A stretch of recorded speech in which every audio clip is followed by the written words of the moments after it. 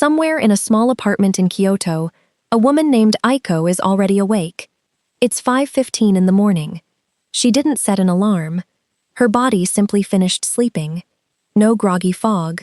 No bargaining with the snooze button. She sleeps 7.5 hours most nights. Her life isn't stress-free. She has busy days, deadlines, and messages to answer, just like you. But her evenings are different. She simply ends each day differently. You slept 8 hours last night, maybe even 9, and you still woke up exhausted. Not the kind of tired that disappears after a second cup of coffee. The kind that sits behind your eyes before your feet even touch the floor. If that sounds familiar, the problem may not be sleep duration. It may be recovery deprivation. Because deep, restorative sleep doesn't begin when your head hits the pillow. In many ways, it begins hours before that. Modern life keeps your nervous system switched on all day.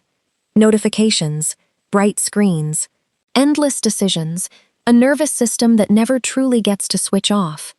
Then, at 10 or 11 o'clock, we expect our brains to instantly switch off. But the brain doesn't work that way. It doesn't have an off switch. It has a dimmer. Aiko's evenings are built around that gradual dimming, not perfectly, simply consistently. And that's the part most of us never think about. Today, we'll explore 5 simple Japanese-inspired habits that may completely change how you sleep and how you feel when you wake up. Why 8 hours isn't enough? For years, we've been told 8 hours is the magic number. Sleep longer, go to bed earlier. But researchers have learned that sleep duration is only part of the story. 2 people can spend 8 hours in bed and wake up completely differently. One refreshed, the other reaching for coffee before their feet touch the floor. The difference begins long before either falls asleep. Think about the average evening. One last email, a little scrolling, tomorrow's calendar, one more notification.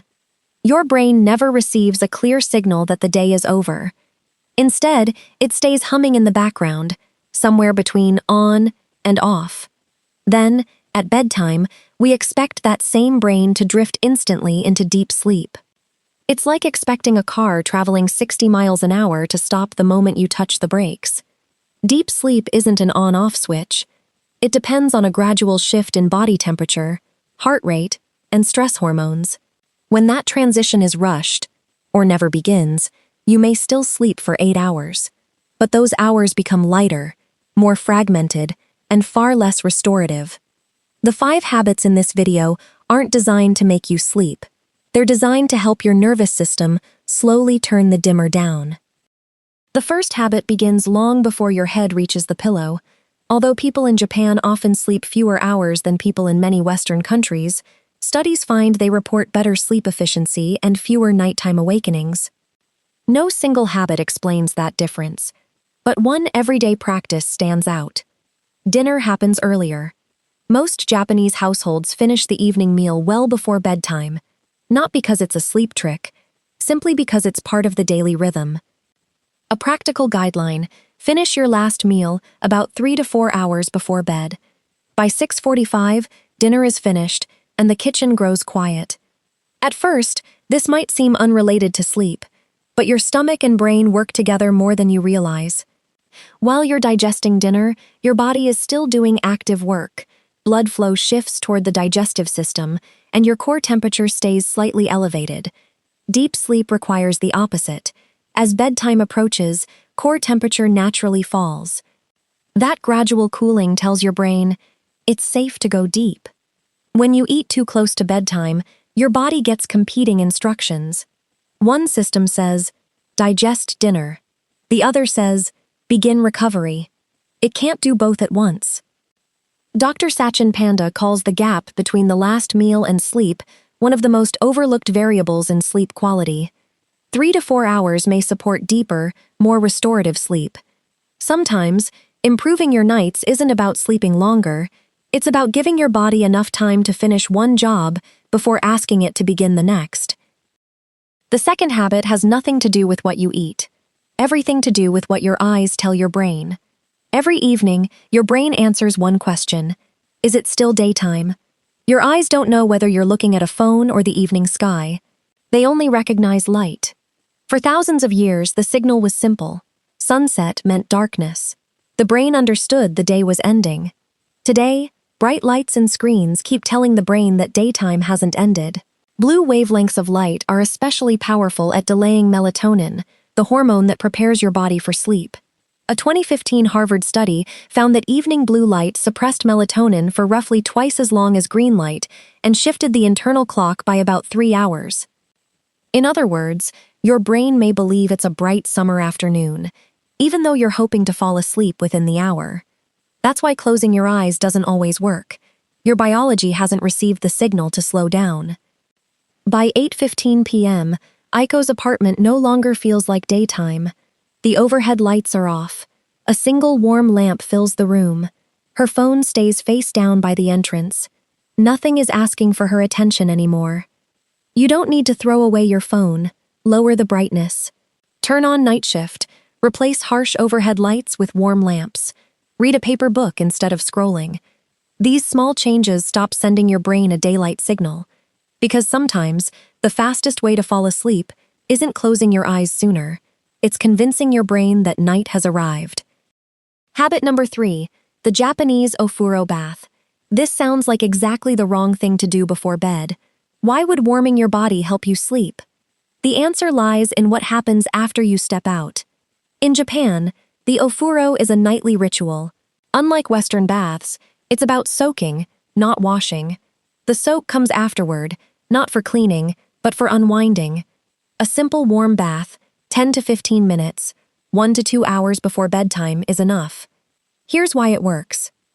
A warm bath helps your body release heat afterward, allowing your core temperature to fall, the exact signal your brain associates with sleep. A meta-analysis of 13 trials found that a warm bath 1 to 2 hours before bed reduced sleep onset time by about 36% on average. The benefit wasn't just relaxation, it was the timing of the temperature change. Around 8:30, Aiko slips into the bath. For 15 minutes, nothing needs her. Her phone stays outside. The room stays quiet. Keep it simple. Leave your phone outside. Let the room stay quiet. Allow the bath to become a transition, not another source of stimulation. Sometimes the oldest rituals survive for a simple reason. They were working long before science understood why. Many people assume they sleep better in hotels because of the bed. Often it's the evening rhythm. That predictable, gentle rhythm is exactly what most of us are missing. Which brings us to the final 2 habits, ones that teach your nervous system when the day ends and when the next one should begin. The 4th habit brings us back to where we started. The problem isn't just that you're not sleeping, it's that your nervous system never gets a clear signal that the day is over. We've talked about food, light, and body temperature, but there's one more piece that ties them together. Your brain responds to patterns. A simple routine repeated every evening becomes a powerful signal that the day is over. Most of us don't have that signal. We work until tired, scroll until heavy, collapse into bed hoping exhaustion will do what preparation never did. Exhaustion makes you fall asleep. It doesn't always help you sleep deeply. Create an evening quietness, a short, repeatable sequence that tells your nervous system, the day is finished. You're safe to let go. In many Japanese households, this rhythm happens naturally. It's not a formal tradition, it's simply how the evening winds down. The power isn't in what you do, it's in giving your brain the same ending every evening. Night after night, the same simple sequence becomes a familiar signal, and over time, your nervous system learns, the day is over, it's safe to rest. Aiko's ritual is simple. A cup of hojicha, roasted green tea, lower in caffeine. She drinks it slowly at the kitchen table. She writes 2 sentences in a notebook, 2 moments from the day she wants to hold on to. She prepares for tomorrow, sets out her teacup, lays out her bag and clothes. 3 simple actions, the same order, every night. Here's what that consistency does. It trains your nervous system to recognize those actions as a cue, the way a familiar scent triggers a memory. Over time, the ritual becomes the signal. Over time, your body begins responding before the ritual even ends. Heart rate slows. The nervous system recognizes what's coming next. Research in the Journal of Sleep Research has consistently found that a regular pre-sleep routine is one of the strongest predictors of sleep quality. Not a supplement, a ritual. People spend hundreds of dollars searching for better sleep. The nervous system usually isn't looking for something new, it's looking for something familiar. Keep your ritual under 30 minutes. Follow the same order. Make it simple enough for your busiest days. Because the best bedtime routine isn't the most impressive one, it's the one your brain learns to recognize without thinking.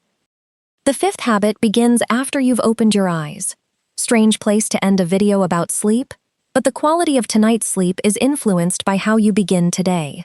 In Japanese culture, there's a concept called ma, the meaningful pause between moments. Ma isn't a sleep practice, but it offers a helpful way to think about the quiet transition between sleep and wakefulness. The first 20 to 25 minutes after waking are not the beginning of your day. They are still part of the night before. How you spend them often determines how rested you actually feel. Most people assume they wake up the moment their eyes open. Your brain disagrees. Scientists call this sleep inertia, a period when your brain is still waking up even after your eyes are open. That's why grabbing your phone is so disruptive.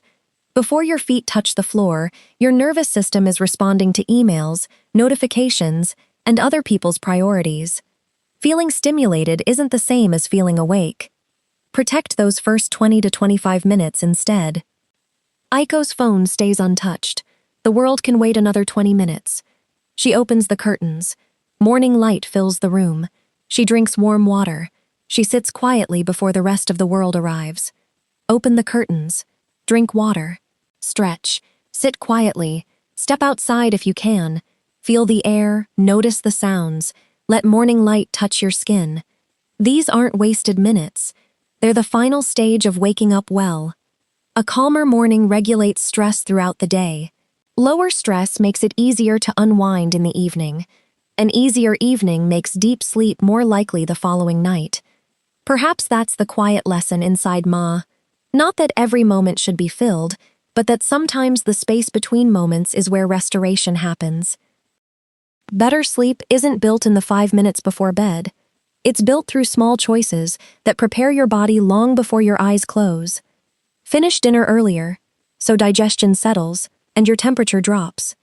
Dim the lights, so your brain recognizes night has arrived. Take a warm bath, so your body gets the temperature signal it needs. Follow the same calming ritual each night, until your nervous system recognizes the signal. And when morning comes, protect those first quiet moments. This is what Aiko does. She sleeps 7.5 hours. She wakes at 5:15 without an alarm. She's not special, she simply built the conditions her body needed. Once those conditions were in place, sleep no longer felt like something she had to earn. It simply arrived. None of these habits requires expensive products or sleep trackers. They don't even ask for more time. They replace minutes that would disappear into one more scroll. Perhaps that's the deeper lesson. Rest doesn't begin when you turn off the lamp. It begins with the small choices that tell your nervous system the day is finally over. Don't try to change everything tonight. Choose one habit, practice it for a week, then let the next one come naturally. Small changes, repeated patiently, create the deepest transformations. The day is over. You're safe to rest. Which of these 5 habits feels like the missing piece in your evenings? Is it the meal timing, the light, the bath, the ritual, the morning? Drop it in the comments. You may be surprised how many people share the same struggle. If this changed how you think about sleep, share it with someone who's been waking up tired for years and has tried everything except the thing that was actually missing. Until next time, take care of yourself and sleep well.